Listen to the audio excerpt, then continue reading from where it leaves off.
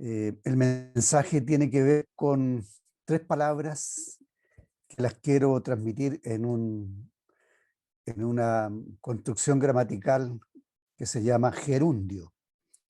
Los gerundios son aquellos verbos terminados en ar, en er, en ir, que añadiéndoles el AND se compone una palabra que es, por ejemplo, preparándonos.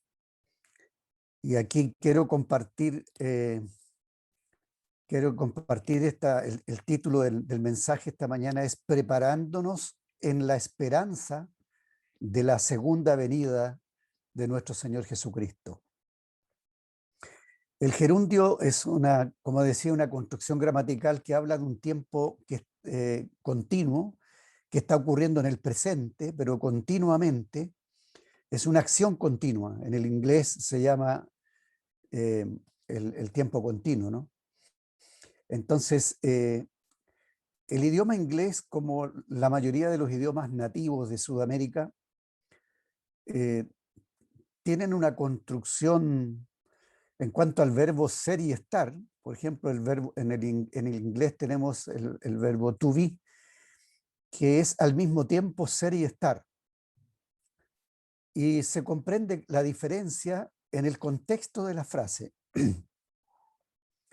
En el idioma hebreo es exactamente igual, en el griego también. Entonces, cuando Moisés le pregunta a Dios, ¿en nombre de quién voy a ir ante Faraón? Y Dios le dice que va a ir en nombre de yo soy el que soy. Esa es la traducción del nombre divino al español, yo soy el que soy.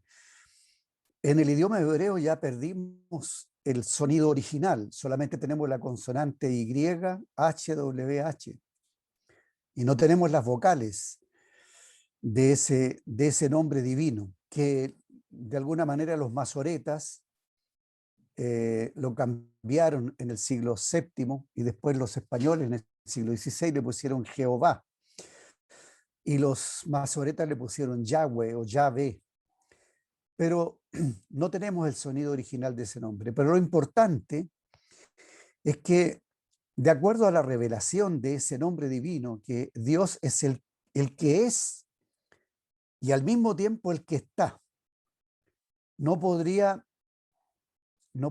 ¿cómo podríamos conocerlo si no estuviera? Yo soy el que está aquí, el que está presente. Y por eso los judíos le dicen hasta el día de hoy el Eterno, que implica que Dios es el que está siempre presente. Y por eso fíjese que en la Escritura, tanto en el Antiguo como en el Nuevo Testamento, se insiste mucho en esa expresión hoy. Si oyereis hoy su voz. O la expresión este es el día, hablando de un día siempre presente o de un día que se va a manifestar en el tiempo, pero lo interesante es que el cristiano vive permanentemente en ese hoy, vive constantemente en la presencia del Señor. Y por lo tanto, cuando tomamos la cena del Señor, lo estamos haciendo desde nuestro presente, pero mirando hacia atrás, hacia el pasado, hacia los efectos de la obra de Cristo, de lo que la obra del Calvario, cómo repercutió en los cielos, qué efectos produjo en el Hades, en el imperio de la muerte, cómo afectó la obra del Calvario al emperador de la muerte, al diablo mismo, y cómo afectó la obra del Calvario a los creyentes, a los redimidos. Hay tanto que decir al respecto, pero eso significa que cuando nosotros estamos recordando, otro gerundio, recordando la muerte del Señor, estamos ejerciendo fe en lo que el Señor hizo allá hace 2000 años atrás. Y lo hacemos hoy. Y no lo hacemos solo el día domingo, lo hacemos a cada momento. Está tan presente la obra del Calvario, la cruz cada día, ¿no? el que no toma su cruz cada día, dice el Señor. Así que la obra de la cruz, que es una obra objetiva y a la vez subjetiva, está tan presente en nosotros, porque vivimos por la fe, aplicando lo que ocurrió allá, pero para vivirlo hoy día, en este momento. Las 24 horas del día tenemos acceso al trono de la gracia, a la presencia de Dios, por medio de la fe en Jesucristo. Pero al mismo tiempo, hoy día, en el presente, mirando hacia el futuro, mirando la segunda venida del Señor, con expectación, con esperanza. Entonces, el título del mensaje es Esperando la venida del Señor. Y al mismo tiempo es preparándonos para la venida del Señor. Entonces, vamos a leer en el capítulo 12 del Evangelio de Lucas algunas instrucciones que nos da el Señor respecto a cómo tiene que ser la conducta de un creyente que está en esta actitud de preparación, en esta actitud de esperar al Señor, y lo está haciendo desde su hoy, desde su día presente, minuto a minuto, momento a momento, está en esa constante expectativa, y por lo mismo se está preparando, porque está esperando ese acontecimiento glorioso.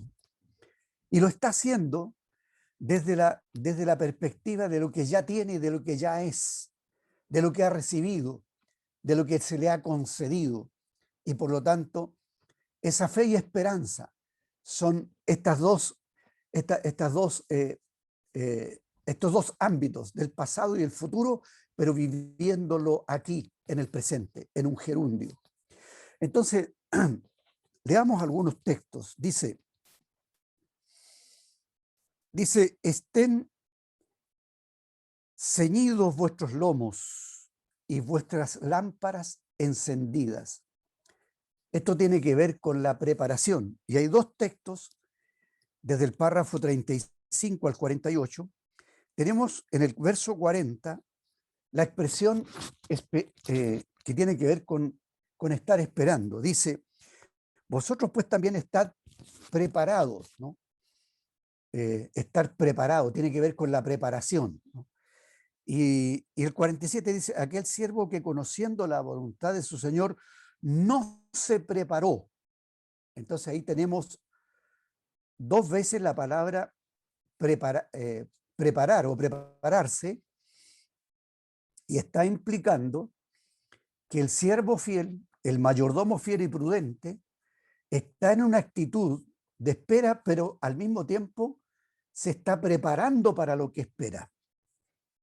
Entonces, la preparación, las primeras palabras la primera instrucción que nos da el Señor en cuanto a la preparación es que tengamos ceñidos nuestros lomos. Los lomos tienen que ver con esta parte de nuestro cuerpo que son los muslos que están unidos a las caderas, y que cuando nosotros necesitamos levantar algo del suelo, tenemos que agacharnos, tenemos que ocupar una postura de bajarnos. Por lo tanto, el pedido que nos hace el Señor tiene que ver con el carácter más fundamental, una parte de su carácter que es la más fundamental de todas, tiene que ver con la humildad. La humildad, si quisiéramos definir lo que es la humildad, tiene que ver con tomar una postura de estar inclinado, de estar abajo. Es la postura del Espíritu Santo. El Espíritu Santo es el que está escondido detrás, actuando de atrás, actuando desde abajo. Siempre ha estado el Espíritu Santo escondido en el Padre y en el Hijo, morando internamente en el Padre y en el Hijo. Y cuando el Señor dijo que el Espíritu Santo vendría no para glorificarse a sí mismo, sino que vendría para glorificarlo a Él. De tal manera que el Espíritu Santo tiene una postura de estar bajo Cristo para exaltar a Cristo. Este carácter Cristo lo mostró esta cualidad de su carácter, que es, según el libro de Andrew Murray, que se llama La humildad. Se lo recomiendo, cómprenlo, léanlo, adquiéranlo por internet. La humildad. Es en ese libro, Andrew Murray nos explica, nos comenta que este es el carácter fundamental que tiene que tener todo cristiano, que está haciendo el seguimiento de Cristo. Este es el carácter que Cristo nos mostró como el Cordero de Dios. Esa palabra Cordero de Dios que aparece 29 veces en el libro de Apocalipsis y que no es exactamente cordero, sino corderito. Y el contraste que tiene el corderito como inmolado, que está en pie, que tiene las marcas de la inmolación, ha recibido honor, honra, gloria, poder, sabiduría, y toda la creación que está debajo del cielo está inclinada ante la grandeza de este corderito. Este corderito que en el milenio nos mostrará la cualidad del rey, ¿no? De su autoridad. Pero mientras estuvo aquí en la tierra, aunque también mostró su autoridad, pero básicamente lo que nos mostró fue su humildad. De tal manera que pareciera que aquí, mientras estamos en esta etapa, esperando la venida del Señor, estamos internalizando esta cualidad del corderito, y la palabra corderito está implicando que estuvo en una extrema debilidad nuestro Señor aquí en este mundo. Fue hecho semejante a los hombres, ¿no? Pero estando en la condición de hombre, se humilló a sí mismo, haciéndose obediente, haciéndose siervo. Entonces, esa postura en la que se nos pide que estén ceñidos nuestros lomos, ¿no? La postura de estar, también cuando en esos tiempos los hombres usaban túnicas, tenían que arremangársela, agacharse, inclinarse para subirse la túnica y amarrársela, para que la túnica no fuera un estorbo. ¿Cuántos estorbos aparecen a veces en nuestra vida, en nuestro seguimiento de Cristo, para no seguirlo a Él? ¿Cuántos estorbos? Pero tenemos que estar dispuestos a asumir la postura del que quiere hacer el seguimiento de Cristo. Y luego agrega el Señor como un acto de preparación en esto de estar esperando su venida, dice, y vuestras lámparas encendidas. Y aquí yo interpreto que aunque bíblicamente la lámpara del cuerpo es el espíritu, pero podemos interpretar también que, como está diciendo, las lámparas, está hablando en plural, tiene que ver, estas lámparas tienen que ver con el corazón, tienen que ver con la mirada, tiene que ver con estar atentos, tiene que ver con tener los sentidos ejercitados en el discernimiento del bien y del mal, tiene que ver con administración, tiene que ver con mayordomía. Ceñidos las lámparas, tiene que ver con un corazón que el corazón es el centro de los afectos que componen este órgano en donde están reunidos todos los afectos, lo que queremos, lo que deseamos, lo que anhelamos. Ahí está el corazón. Y el corazón tiene una llave. El corazón es como una puerta donde el único que puede abrir o cerrar esa puerta eres tú mismo. Somos nosotros. Tiene que ver con el uso, con la administración del libre albedrío. Tiene que ver con una voluntad operativa. ¿Para quién? Depende a quién le abrimos la puerta. ¿Le abrimos la puerta al espíritu? ¿La tenemos abierta para el espíritu y cerrada para la vida almática? ¿O tenemos la puerta abierta para una vida centrada en el alma? Y por lo tanto, todo lo que viene del alma va a entrar por esa puerta hacia el espíritu. Es como que el corazón está entre el espíritu y el alma y depende de hacia qué aspecto de nuestro ser interno le abrimos la puerta, cómo será la calidad de vida que tenemos. Cuando el corazón está abierto para el Señor, está entregado y está consagrado al Señor. Cuando el oído interno del corazón, ese oído interno, ese oído integral, que es el que escucha al Espíritu Santo, escucha el consejo del Espíritu, la dirección del Espíritu. Ese oído interno que está en el corazón está pendiente de la dirección del Espíritu Santo, esa lámpara está encendida. La mirada, ¿dónde está enfocada nuestra mirada? ¿Qué expectativa tenemos nosotros? ¿Qué estamos mirando? ¿Hacia dónde está enfocada nuestra mirada? Nuestra atención, ¿cuántos niños hoy día en los colegios sufren de déficit atencional? Pueden ser niños muy inteligentes, que son hiperactivos, pero que están deficientes en cuanto a poner atención a lo que se les está enseñando. Cuán importante es que nosotros estemos atentos a la dirección del Espíritu Santo. Y como dice la Epístola a los Hebreos, teniendo los sentidos ejercitados en el discernimiento del bien y del mal, debiendo ser ya maestros y no siendo niños, no inmaduros, sino crecidos, experimentados en cuanto a hacer uso del discernimiento. Y todo esto que estoy diciendo, todo esto que estoy hablando, tiene que ver con el tema de la administración, de la mayordomía, con el uso que hacemos de nuestro tiempo, el uso que hacemos de nuestros dones, el uso que hacemos de las posesiones que tenemos, del dinero que tenemos. ¿Dónde está enfocada nuestra economía? ¿Dónde están puestas nuestras expectativas de lo que es la calidad de vida que tenemos? ¿En la casa que tenemos? ¿En el auto que tenemos? ¿En el dinero que ganamos? ¿En qué está puesta nuestra expectativa? Y todo eso tiene que ver cómo administramos la gracia que nos fue dada. Entonces, en segundo lugar, hemos hablado de la preparación. El prepararse tiene que ver con tener con estas dos cualidades. Tener los lomos ceñidos significa entonces estar inclinados en una postura que es la que tiene el Espíritu Santo, estar bajo, ¿no? Estar escondidos en Cristo, como es la postura del Espíritu Santo.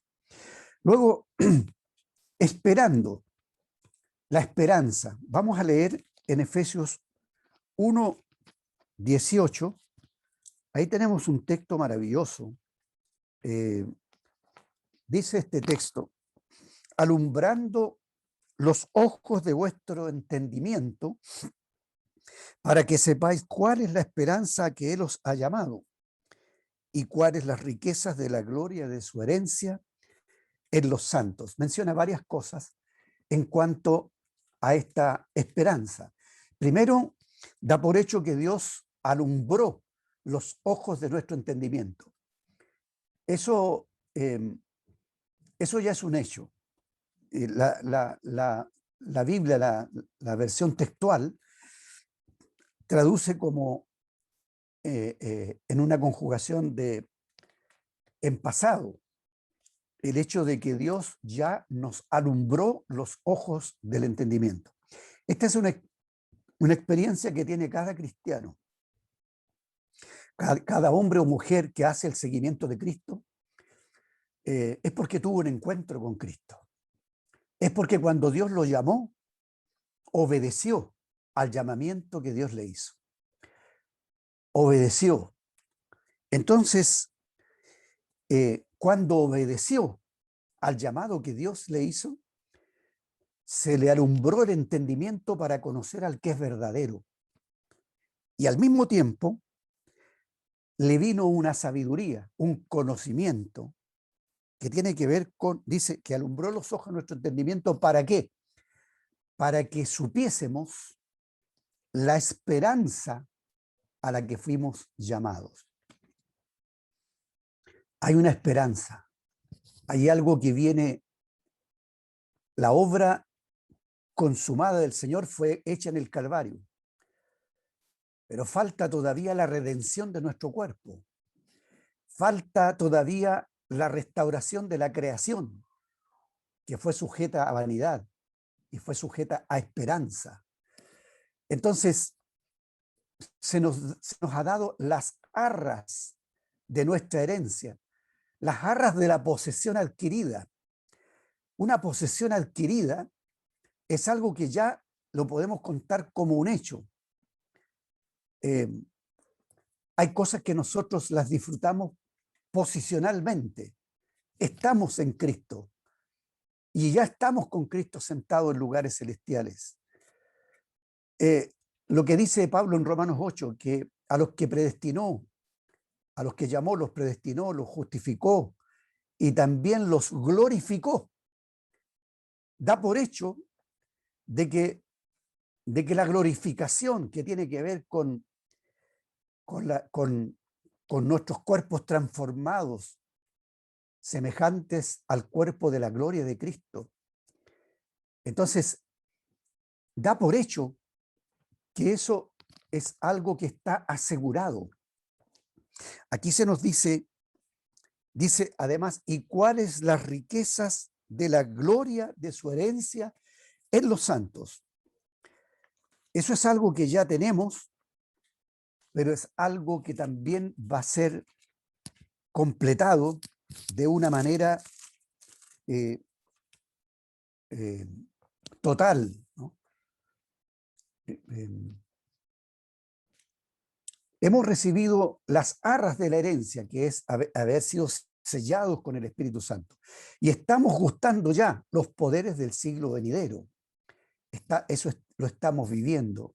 Estamos experimentando muchas bendiciones, ¿no? El hecho de tener comunión con Dios, el hecho de tener acceso a la presencia de Dios las 24 horas del día, el hecho de vivir con el gozo del Señor, a pesar de las circunstancias o adversidades.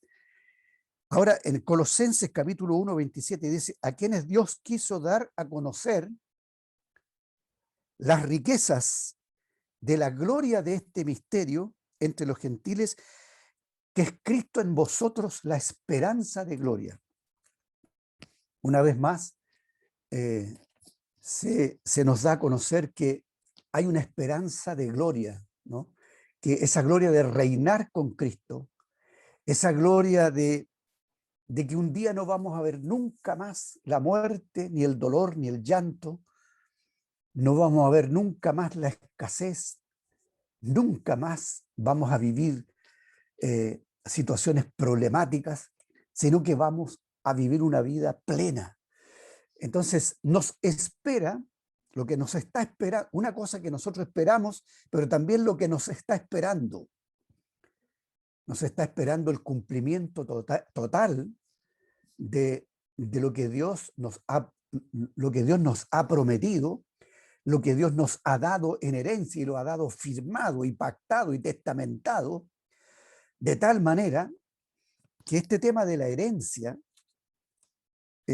como lo dice aquí en Efesios, dice, ¿cuál es la riqueza de la gloria de su herencia en los santos? En el libro de Gálatas, en la epístola a los Gálatas, tenemos ahí también otra palabra que nos ayuda a entender mejor de qué se trata esto que está hablando el apóstol Pablo. Dice el Gálatas 5, Gálatas capítulo 3, dice, porque todos los que habéis sido bautizados en Cristo, sumergidos en Cristo, de Cristo estáis revestidos. Ya no hay judío ni griego, no hay esclavo ni libre, no hay varón ni mujer, porque todos vosotros sois uno en Cristo Jesús. Esto es algo ya glorioso, esto ya es parte de nuestra herencia. Dice, y si vosotros sois de Cristo, ciertamente linaje de Abraham sois y herederos según la promesa. Qué importante es tener identidad con Cristo. ¿Quién soy yo? ¿Quién eres tú? ¿Quiénes somos nosotros? ¿Cuál es la consecuencia de ser de Cristo? Si ustedes son de Cristo, entonces, ¿cuál es la consecuencia? Linaje de Abraham sois. No somos linaje de Abraham según la carne, pero somos linaje de Abraham por la promesa. Dice, herederos según la promesa. ¿Y qué fue lo que heredó Abraham? La promesa de que en su simiente serían benditas todas las familias de la tierra.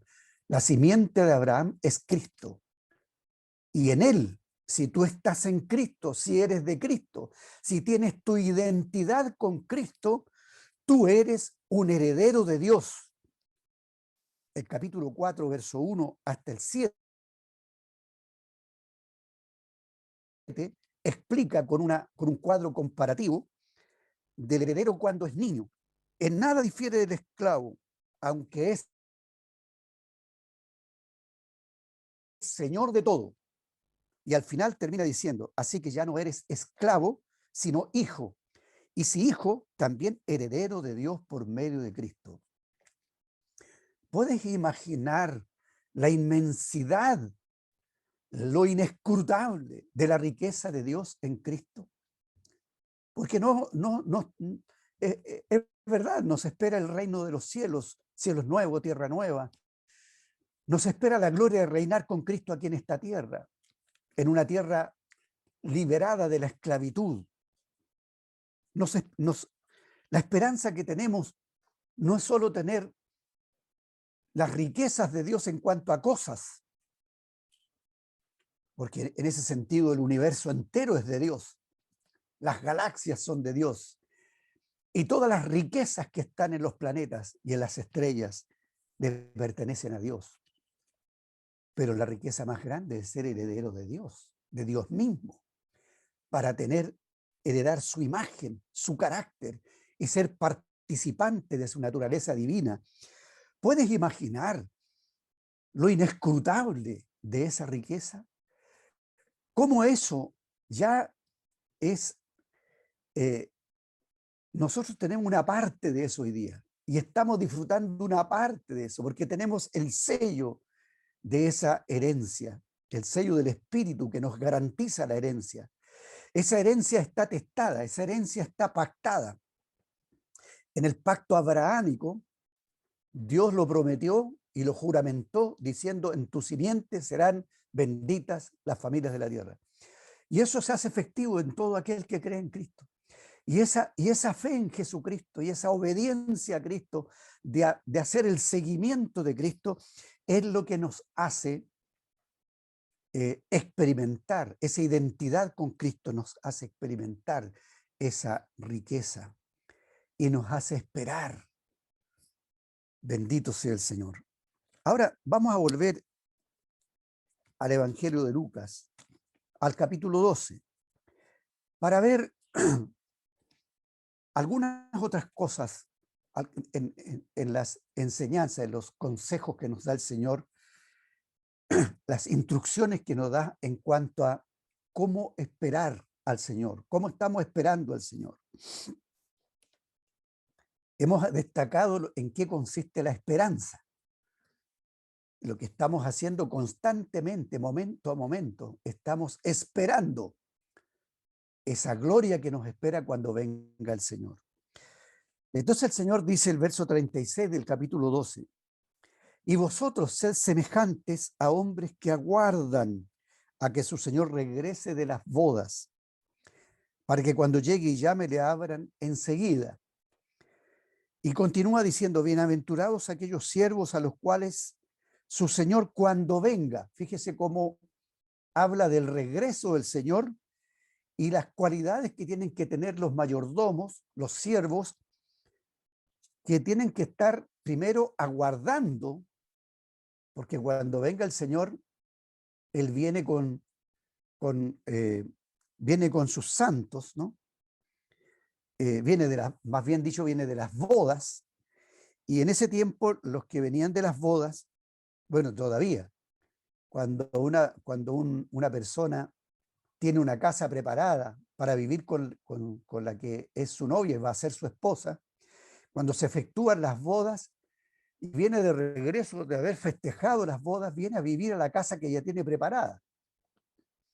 Entonces los que están esperando que la venida de su señor, los siervos, los mayordomos, tienen que tener la casa limpia, tienen que tener la casa ordenada, tienen que tener la mesa lista para atender al esposo y a la esposa, a la novia en este caso, que regresan de las bodas.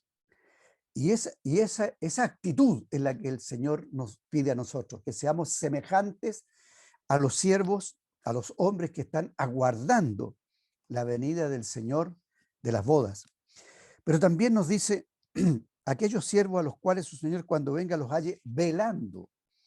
Y el verso 38 dice, y aunque venga a la segunda vigilia, y aunque venga a la tercera vigilia, si los hallare así, bienaventurados son aquellos siervos. Entonces aquí nos habla de la palabra aguardar, la palabra velar y la palabra vigilar. Las tres palabras casi son sinónimas. Tienen que ver con una constante expectativa, un constante cuidado, por así decir, cuidando que no haya nada que esté desordenado el día que el Señor vuelva, cuidando que ese día no nos sorprenda, que no sea una sorpresa, sino que, porque hay cristianos que tienen miedo de ese día, y tienen miedo porque no están seguros de lo que están creyendo y no están seguros de su condición. Pero el cristiano que vive y que hace el seguimiento de Cristo está esperando con gozo a su Señor y está cuidando, está haciendo la labor del mayordomo fiel, que está con esa tremenda expectativa y está mirando el cumplimiento de los tiempos, está mirando las profecías y las promesas del Señor, está atento a lo que el Señor testamentó, lo que el Señor pactó, lo que prometió. Y eso es absolutamente seguro, porque todas las promesas del Señor son fieles, son verdaderas y son tan pocas las que faltan. Y hay una gran cantidad de profecías que ya están cumplidas, lo que nos hace todavía estar más seguros, más certeros de que lo que el Señor prometió en cuanto a su venida ya está por cumplirse. Y entonces quiero hablarles un poco de la palabra vigilar. Esta palabra es una palabra latina, del idioma latín. Y el sonido de esta palabra es vigilare, vigilare. Y esta palabra tiene varias acepciones. Tiene que ver con estar despiertos en las horas cuando todos duermen. Hay un salmo que dice, cuando medito en ti en las vigilias de la noche. Entonces, ¿qué pasa cuando un creyente está sufriendo alguna situación que lo hace tener insomnio, que no le permite descansar?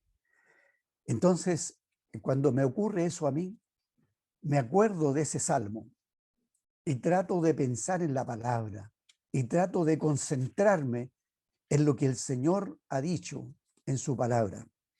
Meditar en Él, meditar en su palabra, en los momentos cuando todos están durmiendo, pero yo estoy despierto. Pero también tiene que ver con cuidar a un enfermo durante la noche. Si usted tiene un papá, una mamá o un abuelito, una abuelita, algún familiar cercano que está postrado, que depende del cuidado suyo, y tal vez está en un estado tal que ya está en los últimos momentos, no se le puede dejar solo. La familia se turnan y duermen unas pocas horas cada uno. pero también dedican parte de las horas del sueño a cuidar al enfermo. Es lo que hacen las enfermeras, es lo que hacen los, los doctores en los hospitales, que se turnan para que durante la noche, cuando todo el mundo está durmiendo, ellos están velando, ellos están despiertos, ellos están cuidando a la persona que necesita ser vigilada. De la misma manera, nosotros tenemos que tener ese cuidado, estar despiertos y estar cuidando.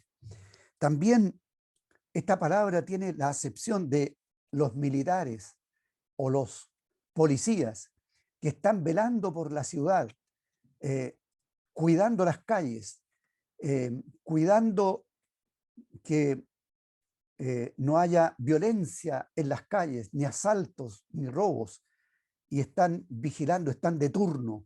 Cuando todos están durmiendo, ellos están vigilantes. También el centinela, que cuando las ciudades eran antiguamente amuralladas para defenderlas de las hordas que venían para tomar la ciudad, había en los 4 puntos cardinales de la ciudad torres de vigilancia y había hombres que se turnaban para estar vigilando, hombres que estaban despiertos y armados y con bocinas para dar voces de alarma en caso que viniera el peligro. De ahí viene el cántico que tenemos, que es Cristo, centinela Cristo, vigilante de la aurora, ¿no? Este es el Señor Jesucristo, que es nuestro centinela, que está vigilando, que no se duerme, que está siempre expectante de nuestro caminar, hacia nuestro Dios, hacia nuestro Padre. Así el Señor es el Señor Jesucristo y así es el Espíritu Santo, constantemente velando. Ahora, sí, literalmente nosotros tenemos que dormir, tenemos que descansar, pero al hablar de ser vigilantes, tiene que ver que en las horas del día estemos, ¿dónde está puesta nuestra atención? ¿Dónde está puesta nuestra mirada? ¿Cómo nos estamos ejercitando para tener los sentidos ejercitados en el discernir el bien y el mal? Así que con eso tiene que ver entonces este gerundio de estar esperando la venida de nuestro Señor. Hay textos que sería largo comentar, como ese de Hechos 3, 21, donde nos dice que el cielo retiene a Cristo hasta el tiempo de la restauración de todas las cosas. Y ese tiempo lo estamos viviendo, porque el tiempo de la restauración de todas las cosas tiene que ver con la restauración de Israel, tiene que ver con la restauración del Imperio Romano y tiene que ver con la restauración de la Iglesia. Entonces, Israel ya está restaurado, por así decir, como nación. Desde el año 48 adelante, el año 67 adelante, Israel ya tiene una posesión como Estado y como nación. La Iglesia está siendo restaurada en este momento.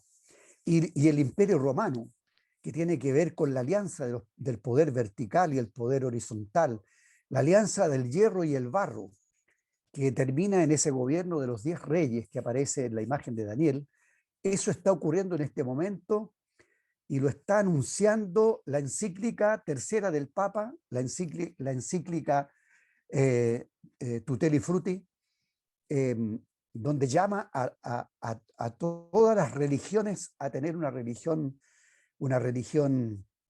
ecuménica, porque el mundo entero termina con esas 3 cosas, con una unidad en la economía, una unidad en la política y una unidad en la religión. El mundo unido por estas 3 cosas, así termina, y eso tiene que ver con la restauración de estos 3 grupos que he mencionado. Lamentablemente Israel en estos días va a caer en el pacto con este gobierno mundial y Israel va a ser parte del gobierno mundial. Por eso Israel en este momento ya tiene en sus leyes la libertad del aborto, ya tiene en sus leyes el casamiento de los homosexuales y de las lesbianas, ya adquirió completamente todo el postulado que tienen los 17 artículos de la Agenda 2030 que tiene la ONU. Ya Israel ya lo tiene incorporado, porque ya eso es parte del pacto que ellos están haciendo. Sería largo hablar de ese capítulo 3, verso 21 de los Hechos, pero es un tema a considerar. Y lo mismo Lucas 21, cuando nos dice que estemos atentos, cuando veáis que la higuera reverdece, y la higuera que reverdeció es Israel, y los demás árboles, que son las demás naciones, estamos atentos a lo que está ocurriendo en el mundo también. En esto de estar esperando la venida del Señor, estamos conscientes de lo que está ocurriendo en el mundo, del cumplimiento de las promesas del Señor, y que no nos quepa duda y que no tengamos que tener estremecimientos raros o sorprendernos de que los juicios de Dios están por caer a la tierra. Primero, el mundo llegará a tener paz y seguridad por un pacto que ellos van a hacer, un convenio para tener unidad en la economía, en la política y en la religión. Y eso aparentemente va a tener al mundo entero aplaudiendo a los gobernantes de este mundo. Pero cuando eso esté ocurriendo, acuérdense de lo que dice el Señor: entonces vendrá destrucción repentina. Así que, hermanos, no nos dejemos engañar por las buenas noticias que puedan haber en el mundo a partir de este momento, sino que tengamos presente que al mundo le espera los juicios de Dios. Termino diciendo que en esta espera, en esto de estar preparándonos, esperando y preparándonos, estamos también orando. ¿Orando por qué? Orando por sanidad, porque hay hermanos y hermanas que en este tiempo se debilitan. Fíjese, hermanos, que en el verso 43, el verso 42 dijo el Señor: ¿quién es el mayordomo fiel y prudente al cual su Señor pondrá sobre su casa para que a tiempo les dé su ración? ¿Quién es ese mayordomo? Interesante la pregunta del Señor. Y luego dice: bienaventurado aquel siervo, hablando del siervo fiel, al cual cuando su Señor venga le haya haciendo así. En verdad os digo que le pondrá sobre todos sus bienes. Qué felicidad para ese siervo cuando su Señor venga lo encuentre haciendo así. Mas si aquel siervo, está hablando del mismo siervo, del siervo fiel y prudente, y coloca una condición: si aquel siervo fiel y prudente dijera en su corazón: mi Señor tarda en venir. Ay, ay, ay. Existe la probabilidad de hermanos que han sido fieles, que han tenido una buena conducta, que han tenido un buen caminar, que han servido al Señor varios años, y hemos visto su caminar que ha sido maravilloso. Hemos gozado la comunión con ellos, pero de repente les vemos que se apartan, que se quedan, que se enfrían y que empiezan a vivir en la carne. Entonces, ¿qué le ocurrirá a aquel siervo? Lo que dice este párrafo es tremendo, hermano. Dice: vendrá el Señor de aquel siervo en ese día, en día que éste no espera y a la hora que no sabe, y le castigará duramente. El hermano Gino, en uno de sus libros, dice que la traducción de este texto está incorrecta, porque lo textual es que el Señor hará de esa persona una dicotomía, o sea, lo va a partir en dos. ¿Y qué significa que a ese siervo que era fiel, pero que se volvió infiel, que no hizo de su mayordomía algo con responsabilidad, que no obedeció a lo que el Señor le pedía y le demandaba, sino que vivió en su propia carne? Entonces lo cortará en dos. Eso significa que lo pondrá aparte, lo cortará del cuerpo de Cristo que estará reinando con él en el milenio, lo separará. Entonces una parte de él estará consciente de que ese es el lugar de él, pero presencialmente no estará ahí, sino que estará con los infieles. Qué tremendo, hermano. Y por eso dice aquel siervo que conociendo la voluntad de su Señor, porque no es cuestión que no sabía o que no conocía, este siervo está pecando deliberadamente, no se preparó, ni hizo conforme a su voluntad, recibirá muchos azotes. Hermanos, que el Señor nos libre. ¿Cómo podemos evitar eso? Por eso la carga de compartir esta palabra, preparándonos y esperando y orando. Sé que no estoy diciendo nada nuevo para ustedes. Sé que estas palabras las hemos escuchado muchísimas veces, en distintos contextos y distintas maneras. Pero repetirlas no me es molesto, como dice Pablo, que repetir las mismas cosas que ha enseñado no les es molesto, pero a ustedes les da seguridad, decía el apóstol Pablo.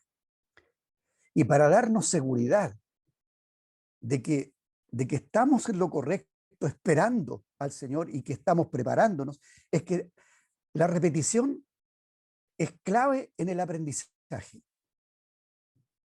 La primera recomendación en el aprendizaje es repetir, la segunda es repetir y la tercera es repetir. Repetir, repetir, repetir. Esta palabra la repetirás a tus hijos estando con ellos en el camino. Entonces Dios le da instrucciones a Israel respecto de cómo enseñar a los hijos, y por lo tanto en la enseñanza vale la pena repetir y repetir y repetir para que esto se internalice y lo aprendamos y lo vivamos consecuentemente. Quiero recomendarles algo muy práctico. Sanidad, orar por sanidad. Orando por sanidad. Sanidad del cuerpo, sanidad de enfermedades mentales, de enfermedades emocionales. Liberación de maldiciones, liberación de espíritus que atormentan y de cadenas que arrastramos. Los cristianos no podemos ser poseídos por demonios, pero sí podemos ser influenciados por demonios. En estos días tenemos varias listas de oración con grupos de hermanos, y en estas listas de oración, en cuanto a las enfermedades por las que estamos orando al Señor, hay cinco hermanas que han oído voces de que se suiciden porque están pasando por depresiones. Y hay una hermana que está en una depresión severa. Cuando la persona está en una depresión severa es porque no ha dormido hace varios días. Y esa falta de sueño le ha provocado una serie de sensaciones. Hasta le falta la respiración. Y lo único que escucha es: mátate, mátate, mátate. Son cristianas, hermanas, de verdad, pero están enfermas. Y lo que está viviendo el mundo en este momento, la opresión que hay en el mundo en este momento, requiere que nosotros estemos velando. Y velar implica cuidar a los hermanos, cuidar a las hermanas, cuidar a la iglesia, cuidar a aquellos que están sintiendo dolores, experimentando debilidades, pasando por noches oscuras. Necesitamos estar intercediendo, velando en todo tiempo, velando sin cesar, orando sin cesar, orando por la restauración de hermanos que han caído, de hermanos que se dejaron de reunir, que cayeron en pecados y que están avergonzados, pero no se perdonan a sí mismos. Orando por restaurar a aquellos que están presos de ansiedades, pero también orando por los perdidos, por salvación, para que se conviertan al Señor los hijos de nuestros hermanos que están desviados, porque en medio nuestro tenemos algunas familias que están padeciendo y están clamando y pidiendo oración porque sus hijos están desviados, porque en un par de hogares han habido hijos que están en la homosexualidad, o están en el lesbianismo, o están rebeldes, no conocen al Señor, necesitan convertirse al Señor. Hay grupos por los que estamos orando de jóvenes, algunos de ellos caminaron con nosotros, algunos de ellos predicaban el Evangelio en las calles, en el metro, en buses colectivos, pero hoy día están con un Ferrari tan exitosos en su trabajo, están con amigos, con amistades mundanas, disfrutando de este mundo y no están sirviendo al Señor. Entonces hay que orar por restauración, hay que orar por salvación, hay que orar por liberación, hay que orar por sanidad. Cuando tenemos en medio nuestro hermanos que están en estas situaciones, oh hermanos, ¿cómo no sentir compasión? Me ha tocado atender en estos días a una mujer de 80 años que no tiene a nadie en este mundo y que está por vivir sola, la soledad. Vive en un lugar lejos donde no hay iglesia y la soledad la ha llevado a tener miedo de todo, a vivir sintiéndose perseguida. Y tal es así que a 70 kilómetros de Santiago he tenido que ir para acompañarla a hacer unos trámites, porque no se atreve a salir a la calle sola.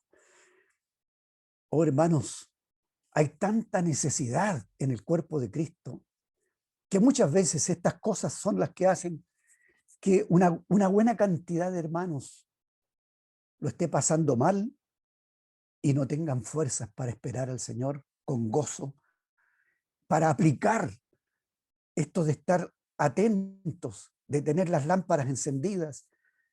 Hay muchos que están atrapados por resentimientos que tienen en su corazón. Y cuando una persona está resentida, no es libre. Y no puede vivir por la fe, porque la fe no funciona con una persona resentida. Lo primero que tiene que hacer una persona resentida es perdonar.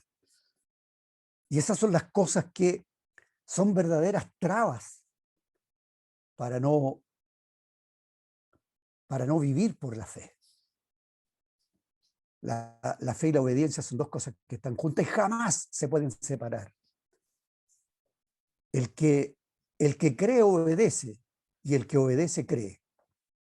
Y usted nunca puede poner primero una y dejar la otra.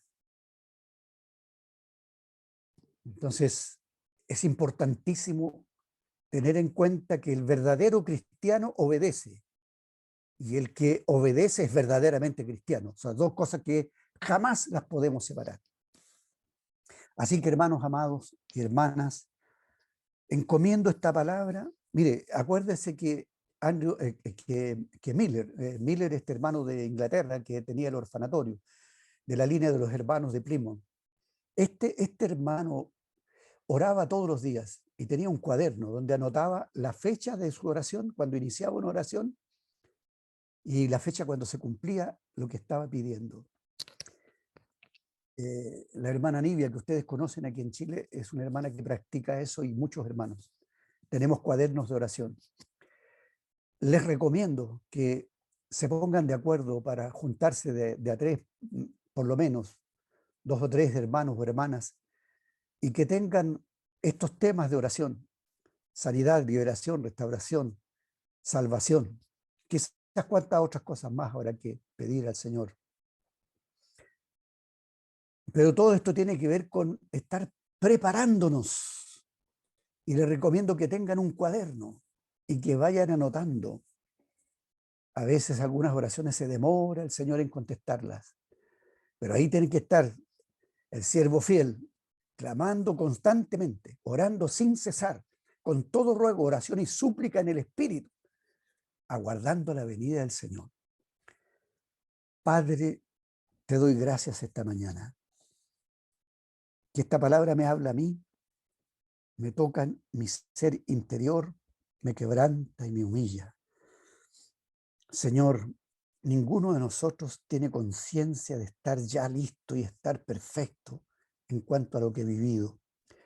Siempre damos cuenta de que estamos faltos y pedimos tu socorro, pedimos porque somos necesitados, porque estamos viviendo en debilidad, porque estamos enfrentando adversidades, porque estamos experimentando los, los golpes que ha dado esta ola de pandemia en el mundo, que ha rebajado sueldos, que ha dejado hogares sin sustento, que han habido muchos muertos. En Argentina han muerto más de 400 pastores evangélicos, quizás no han tomado los resguardos, quizás por qué razón murieron, han muerto tantos pastores en Argentina.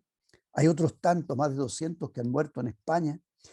En realidad ha habido una catástrofe en el mundo y estos son los juicios tuyos a la tierra, y tus hijos no estamos exentos de ser también víctimas de estas situaciones.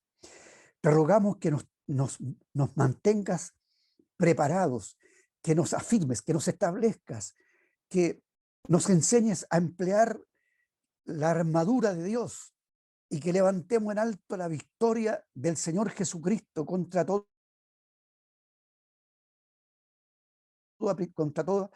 potestad, contra toda opresión del enemigo. Ayúdanos a que seamos esos vigilantes, que seamos esos centinelas que están atentos cuando viene una horda de enemigos, cuando viene la violencia, cuando viene el enemigo a atacarnos. Concédenos la gracia para estar resguardados y velar la guardia, que la guardia esté velando en oración, que estemos atentos, que estemos con las lámparas encendidas. Concédenos tu gracia para que esta palabra la podamos aplicar en nuestras vidas, en nuestros hogares, en nuestros matrimonios, en la crianza de los hijos y en la comunión con los santos y en nuestra vida laboral, en nuestra relación con el mundo, con los vecinos, con nuestros familiares, que en todo podamos dar testimonio de ti. En el nombre del Señor Jesucristo lo pedimos, Padre. Amén y amén.